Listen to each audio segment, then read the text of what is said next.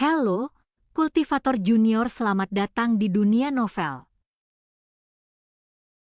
Mari kita lanjutkan kultivasi berikutnya di Martial God Asura.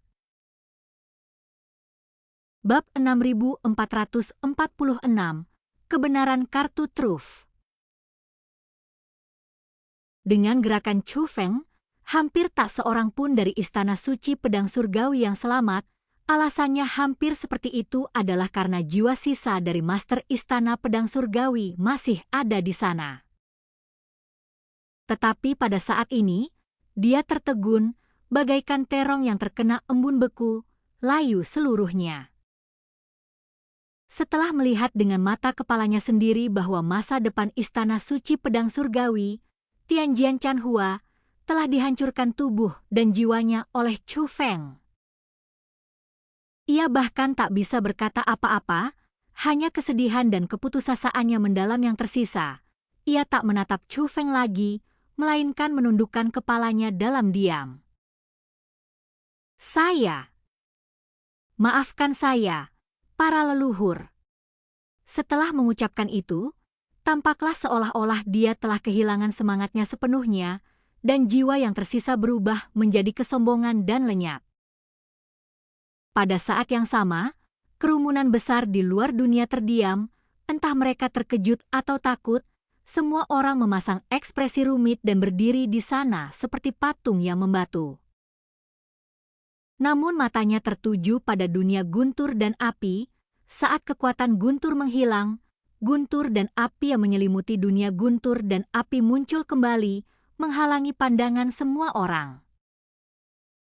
Namun, orang-orang tahu bahwa apa yang baru saja terjadi itu nyata. Chu Feng menunjukkan kekuatannya yang luar biasa dan dengan mudah memusnahkan hantu-hantu raksasa yang tampak seperti dewa itu. Sangat menakutkan, apapun sikap orang-orang terhadap Chu Feng sebelumnya, reaksi pertama mereka sekarang adalah takut. Ini juga termasuk ayah Jie Tian, Jie Mubai, dan Jie Mubai yang bersembunyi di langit berbintang tak jauh dari sana, tentu saja melihat apa yang baru saja terjadi. Karena jaraknya yang lebih dekat dan kultivasinya yang kuat, ia melihatnya lebih jelas daripada yang lain dan lebih terkejut. Dia jelas seorang spiritualis alam naga langit yang kuat, tetapi apa yang baru saja disaksikannya bagaikan seorang manusia yang menyaksikan pertarungan para dewa, menyaksikan tingkat kekuatan yang lain. Bagaimana mungkin bajingan kecil Chu Feng ini berani menentang surga seperti itu? Tatapan mata Jie Mubai tampak rumit. Dibandingkan dengan yang lain, ia sama takutnya, tetapi ada sedikit rasa lega di hatinya. Dia sudah berkali-kali ingin menyerang Chu Feng, tetapi Chu Feng selalu selamat. Dia selalu berpikir bahwa Chu Feng memiliki seseorang yang membantunya, jadi dia lolos dari bencana. Namun kini ia menyadari bahwa hal yang paling menakutkan bukanlah teman-teman Chu Feng, melainkan Chu Feng sendiri. Kekuatan yang baru saja dia tunjukkan begitu hebat sehingga dia tidak dapat membayangkan siapa di antara orang-orang yang dia kenal yang dapat menandingi Chu Feng, apalagi dia. Dengan garis keturunanmu yang liar, jika kau mengerahkannya sampai sejauh ini, Chu Feng, kau pasti akan mati, kan? Kalau begitu, harta benda yang ada padanya tidak boleh diberikan kepada orang lain. Namun, di saat ketakutan itu, Jie Mubai memikirkan kemungkinan lain. Ia pernah mendengar tentang darah yang mengalir deras, dan ia bahkan beruntung melihatnya. Saat itu, dia berada di Istana Suci Tujuh Alam, diam-diam mengepung dan membunuh seorang jenius. Sang jenius yang terpaksa berada dalam situasi putus asa tiba-tiba mengalami lonjakan garis keturunan. Meskipun bukan garis keturunan guntur surgawi, kekuatan yang ditunjukkannya sama menakjubkannya. Namun dibandingkan dengan Chu Feng, itu tidak layak disebut. Akan tetapi, meski garis keturunan itu baru saja memperlihatkan kekuatan yang dahsyat, sang jenius tidak sanggup menahannya. jiwanya pun dilahap oleh garis keturunan itu, lalu ia pun mati. Berdasarkan kesimpulan ini, dia merasa bahwa Chu Feng ditakdirkan untuk mati, orang yang sekarat secara alami tidak perlu ditakuti. Sebaliknya, harta karun di tubuh Chu Feng lah yang membuat Jie Mubai serakah. Jadi Jie Mubai menggunakan beberapa trik untuk menyembunyikan dirinya dan dengan berani memasuki dunia guntur dan api. Setelah masuk, dia mengunci posisi Chu Feng dari kejauhan melalui pengamatan, tetapi ketika dia melihat ini, ekspresinya tiba-tiba berubah drastis. Meskipun guntur yang mengerikan telah mereda, itu berarti amukan garis keturunan telah berhenti, namun Chu Feng berdiri di sana dengan aman dan sehat. Kami mengumpulkan asal-usul dan kekuatan khusus setiap orang di Istana Suci Pedang Surgawi. Bagaimana bisa baik-baik saja? Dengan tingkat amukan garis keturunan seperti itu, bagaimana dia bisa aman dan sehat? Monster macam apakah binatang kecil ini? Tidak, itu mustahil. Ini benar-benar mustahil. Ini pasti harta karun, kan? Pasti begitu. Apakah itu asal denyut nadinya, atau ada hal lain? Apa yang melindunginya? Bajingan kecil ini punya banyak sekali rahasia. Jie Mubai terkejut lagi, tetapi dia juga menganalisis situasi saat ini. Chu Feng, apa kabar? Kau ceritakan padaku? Pada saat yang sama, Egi juga terus-menerus bertanya tentang kondisi Chu Feng dan sangat cemas. Setelah guntur Chu Feng menghilang, dia mulai membersihkan kekacauan itu, tetapi dia tidak menanggapi kata-kata Egi. Sebenarnya, itu karena Chu Feng tidak yakin apa yang akan terjadi pada tubuhnya, dan dia juga ingin mengumpulkan esensi orang-orang di Istana Suci Pedang Surgawi dan kekuatan klan Dewa Roh sesegera mungkin. Tentu saja, terutama kekuatan yang mereka rampas dari klan Dewa Roh, hanya kekuatan itulah yang benar-benar dapat melindungi nyawa klan Dewa Roh. Melihat kondisinya sebenarnya tidak serius, Chu Feng menjawab Egi, "Egi, aku baik-baik saja." Saat Chu Feng berbicara, dia membentuk mantra sihir untuk menyiapkan formasi, karena kekuatan klan Dewa Roh telah menyatu dengan darah orang-orang Istana Suci Pedang Surgawi. Dalam pandangan Chu Feng, garis keturunan semacam itu seperti ketidakmurnian dibandingkan dengan kekuatan klan Dewa Roh. Chu Feng harus menggunakan beberapa cara untuk menghilangkan kotoran-kotoran ini. Jika tidak, jika mereka menyatu ke dalam tubuh klan Dewa Roh, itu malah akan membahayakan klan Dewa Roh. Tidak apa-apa, yang baru saja terjadi itu amukan garis keturunanan. Apakah amukan garis keturunan sebesar itu benar-benar tidak apa-apa? Tanya Egi. Memang benar darahku mengalir deras, tapi aku baik-baik saja, karena aku punya boneka jiwa garis keturunan, kata Chu Feng. Setelah itu, setelah narasi Chu Feng, Egi juga mengetahui semuanya, tetapi pada dasarnya sama dengan dugaan Egi. Boneka jiwa garis keturunan tidak hanya dapat memelihara garis keturunan Chu Feng, tetapi fungsi utamanya adalah menjadi pengganti Chu Feng dan menanggung serangan balik atas namanya. Setelah Chu Feng memperoleh potongan besi misterius itu, dia mulai berlatih menggunakannya, mempraktikkan metode melepaskan amukan garis keturunan. Namun, meskipun amukan darahnya kuat, efek sampingnya juga nyata. Yang benar-benar menakutkan bukanlah serangan balik terhadap pemilik garis keturunan, tetapi dimangsa oleh garis keturunan, kehilangan kewarasan dan menjadi iblis garis keturunan yang hanya tahu cara membunuh, hingga jiwa dan raga keduanya dikuras oleh garis keturunan dan orang tersebut mati. Dan semakin sering garis keturunan digunakan menjadi tidak terkendali, semakin besar pula risikonya. Potongan besi misterius ini digunakan untuk mengajarkan orang-orang cara mengendalikan garis keturunan yang mengalir deras dan menghindari dimakan oleh garis keturunan. Namun, kekuatan ini tidak akan hilang.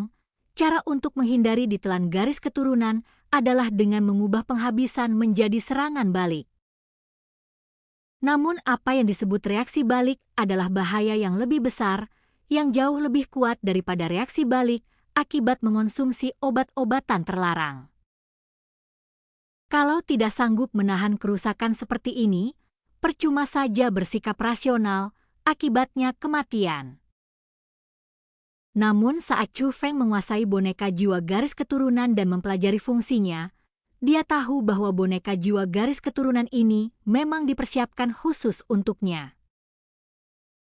Karena boneka jiwa garis keturunan dapat menyatu dengan sempurna dengan garis keturunan seseorang, ia menjadi bagian dari dirinya sendiri, dan reaksi apapun tidak dapat dideteksi.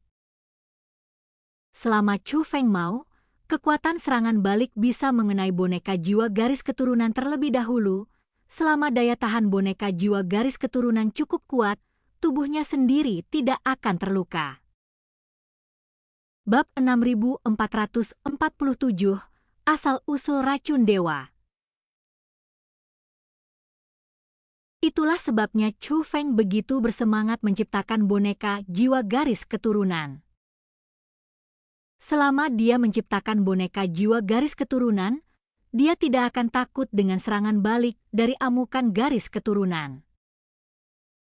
Padahal, bukan hanya darah yang mengucur deras, serangan balik lainnya juga dapat dilawan. Namun kekuatan yang ditunjukkan oleh garis keturunan yang merajalela adalah yang terkuat dan tentu saja paling hemat biaya.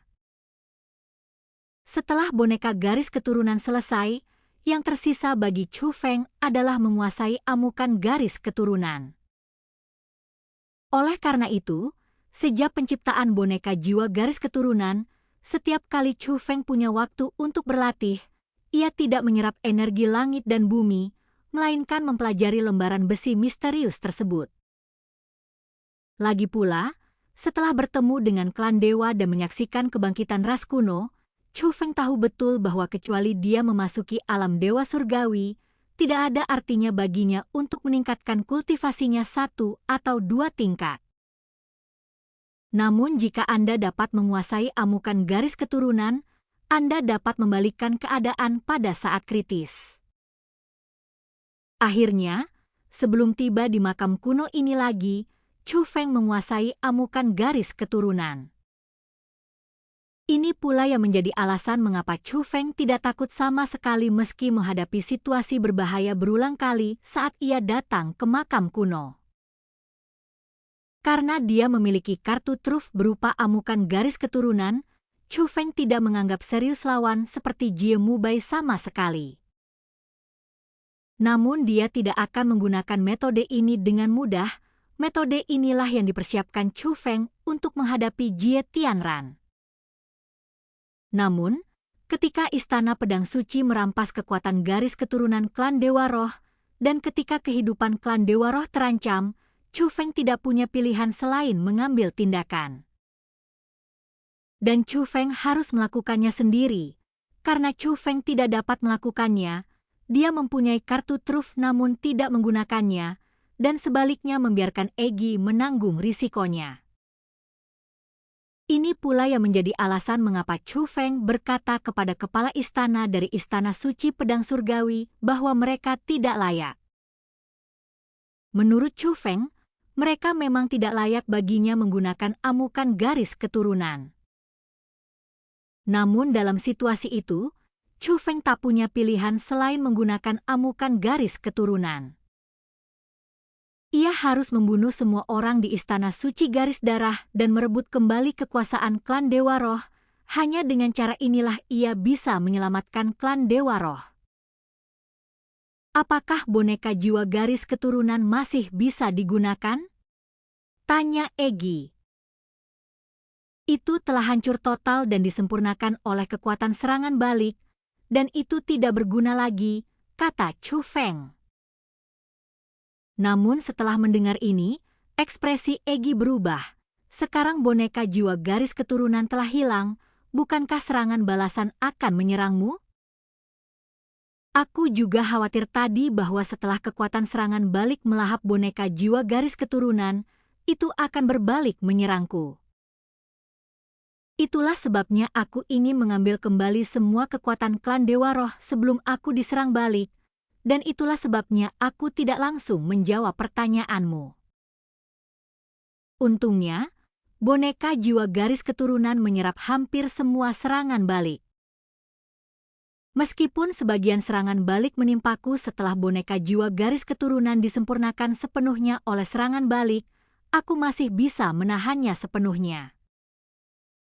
Chu Feng mengatakan yang sebenarnya, kulitnya memang sedikit lebih pucat dari sebelumnya, dan auranya sedikit lebih lemah, tapi hanya itu saja. Sialan, istana suci pedang surgawi ini pantas dikutuk. Namun tiba-tiba, Chu Feng mengumpat dengan marah. Ada apa? Apakah mustahil untuk menghilangkan garis keturunan mereka dari kekuatan darah klan Ling Shen? Tanya Egi. Tidak, garis keturunan mereka sederhana. Itu asal-usul mereka awalnya. Aku berpikir dengan begitu banyak saripati dewa surgawi, aku bisa memberimu makanan enak. Namun saya menemukan bahwa esensi mereka sebenarnya telah bercampur dengan racun, sehingga mustahil untuk memurnikannya. Seharusnya itu adalah metode untuk menyuntikkan asal-usul ke dalam diri mereka setelah mereka lahir, kata Chu Feng. Sangat suram? Biarkan ratu ini melihatnya, kata Egi. Mendengar ini, Chu Feng langsung mentransfer asal-usul yang baru saja dikumpulkannya ke ruang roh dunia. Sambil memandangi asal-muasal yang agung, Egi melambaikan tangan kecilnya, dan secercah asal-muasal jatuh di telapak tangannya. Bagi mata telanjang, hal itu tidak tampak berbeda dari asal normalnya, tetapi penginderaan yang cermat mengungkapkan bahwa ada bahaya tersembunyi di dalamnya. Itu tidak hanya beracun, tetapi sangat beracun. Benar. Bagaimana mungkin sekte yang katanya terkenal dan jujur ini malah lebih kejam daripada jalan yang jahat? Orang baik mana yang menyembunyikan racun dalam asal-usulnya? Egi mengumpat. Mereka hanyalah sekelompok orang munafik, dibandingkan dengan cara-cara jahat, orang-orang jahat yang menyamar sebagai manusia inilah yang benar-benar jahat. Chu Feng mengutuk lagi. Kejahatan dapat diketahui sekilas, tetapi sulit untuk membedakan orang munafik dengan orang benar. Tuo Bai Jian dan Tuo Ba Tian Sui, orang pertama yang berhubungan dengan Chu Feng, meninggalkan kesan yang baik padanya. Meskipun Tian Jian Chan Hua membuat permintaan itu kemudian, Chu Feng masih memiliki kesan baik terhadap mereka. Terutama ketika dia bertemu Tian Jian King Yuan, dia menemukan bahwa orang seperti itu benar-benar dapat melakukan apa yang dikatakannya, yang membuat Chu Feng semakin menghormatinya. Kemudian, kepala istana dari Istana Pedang Surgawi memimpin orang-orang untuk menyelamatkan dan mengusir Xiahou Jue, yang membuat Chu Feng memiliki kesan yang lebih baik terhadap orang-orang di Istana Pedang Surgawi. Namun, penampilan baik itu hanya di permukaan. Setelah mengetahui kematian Tian Jian King Yuan, orang-orang di Istana Suci Pedang Surgawi langsung mengubah raut wajah mereka dan memberikan pukulan berat kepada Chu Feng. Ini bukan perubahan yang tiba-tiba, kejahatan mereka sudah lama terjadi, tetapi mereka tidak berani melakukannya sebelumnya karena keberadaan Tian Jian King Yuan. Melihat kekuatan klan Dewa Roh, tak seorang pun di Istana Suci Pedang Surgawi menolak, dan Chu Feng tahu bahwa mereka semua pantas mati. Chu Feng, apakah menurutmu Tian Jian King Yuan benar-benar mati? Bukankah itu berarti nenekmu tidak bisa ditemukan? Egi bertanya. Ketika Chu Feng sedang berbicara dengan Egi, Orang-orang dari klan Dewa Roh juga berbicara dengan Chu Feng, jadi mereka tahu bahwa perubahan sikap Istana Suci Pedang Surgawi yang tiba-tiba adalah karena kematian pedang surgawi King Yuan. Aku tidak tahu. Sebenarnya, aku tidak bisa merasakan keberadaan nenekku lagi, kata Chu Feng. Ah! Mendengar ini, wajah Egi berubah drastis. Dia tidak peduli dengan hidup atau mati Tianjian King Yuan, tetapi nenek Chu Feng, Egi sangat peduli. Tidak apa-apa, meskipun awalnya aku khawatir, kurasa nenekku seharusnya baik-baik saja, kata Chu Feng. Dia mengatakan kebenaran. Alasan mengapa Chu Feng gagal membantu Xian Miao Miao mengaktifkan formasi tambahan adalah karena dia panik ketika menyadari koneksi dengan neneknya telah menghilang. Namun kemudian, Chu Feng tidak begitu khawatir lagi. Itu adalah intuisi. Intuisi yang kuat yang mengatakan kepadanya bahwa neneknya baik-baik saja. Dan sekarang, Chu Feng hanya bisa mempercayai intuisi ini, atau dengan kata lain, mempercayai kekuatan neneknya. Lagi pula, tidak ada gunanya khawatir yang sia-sia. Chu Feng, nenek sangat kuat, dia pasti akan baik-baik saja, kata Egi. Ya, Chu Feng mengangguk. Ratu ini punya kabar baik untukmu, kata Egi lagi. Kabar baik apa? Tanya Chu Feng. Meskipun Istana Pedang Surgawi sangat jahat, mereka sial karena bertemu denganku, Sang Ratu, kata Egi sambil tersenyum. Egi, bisakah kau memperbaikinya? Tanya Chu Feng. Ya, memang butuh waktu sedikit lebih lama, tapi tak apa, aku baik-baik saja sebagai ratu, jadi aku bisa menyempurnakannya perlahan-lahan, kata Egi. Bagus kalau kamu bisa memperbaikinya, kata Chu Feng. Ini dianggap kabar baik, tetapi Chu Feng sama sekali tidak bisa tertawa, karena situasi klan Dewa Roh sangat buruk.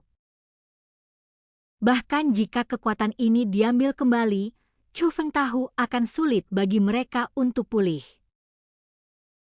Ibarat manusia yang lengannya terpotong, sekalipun ia bertemu dokter ajaib yang bisa menyambungkan kembali lengannya, ia tetap beruntung.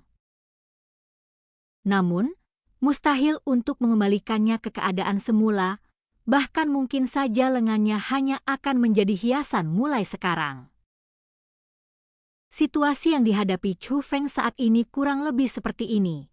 Sangat sulit untuk mengintegrasikan kembali kekuatan yang telah direbut dengan sempurna. Chu Feng, tak lama kemudian, sebuah suara yang familiar terdengar dan kapal perang yang mengapung muncul di langit. Xiao Yu'er dan rombongan besarnya telah bergegas kembali. Kakak, apa kabar? Xiao Yu'er adalah orang pertama yang mendekati Chu Feng. Melihat Chu Feng sedang mengaktifkan formasi untuk menyembuhkan klan Dewa Roh, dia tidak berani terlalu dekat. Namun mata indah itu dipenuhi dengan kekhawatiran terhadap Chu Feng, meski Chu Feng tampak baik-baik saja. Jangan khawatir, aku baik-baik saja, kata Chu Feng. Bukan hanya Xiao Yu'er, semua orang memperhatikan Chu Feng dan mendapati bahwa Chu Feng memang tampak baik-baik saja. Meski rasanya luar biasa, saya harus menerima kenyataan ini. Lagi pula, dibandingkan dengan keadaan aman dan tentram sekarang, apa yang baru saja terjadi sungguh mengejutkan.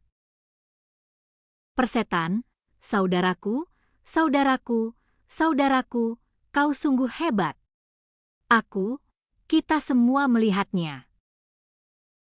Kau sungguh bukan manusia. Istana Pedang Suci begitu kuat hari itu. Sial, 19 wanita tua itu jauh lebih kuat daripada semua orang di dunia ini. Tetapi kamu memotongnya menjadi beberapa bagian dengan satu pukulan. Dibandingkan dengan Xiao Yu'er, yang hanya memiliki kenyamanan Chu Feng di matanya, Wang Qiang jauh lebih santai. Ia membuka mulutnya lebar-lebar, menari dengan gembira dan memuji, seolah-olah ia masih tenggelam dalam pemandangan menakjubkan tadi. Adapun yang lain, cara mereka memandang Chu Feng juga berubah, bukan karena mereka tidak mengenalnya. Tetapi setelah menyaksikan adegan itu dengan mata kepala mereka sendiri, mereka semua merasa kagum dan hormat pada Chu Feng. Jelas bahwa penilaiannya sebelumnya terhadap Chu Feng sudah sangat tinggi, tetapi baru sekarang mereka menyadari bahwa mereka telah meremehkan kekuatan Chu Feng. Dan kultivasi kita berakhir. Sampai jumpa di cerita berikutnya di dunia novel.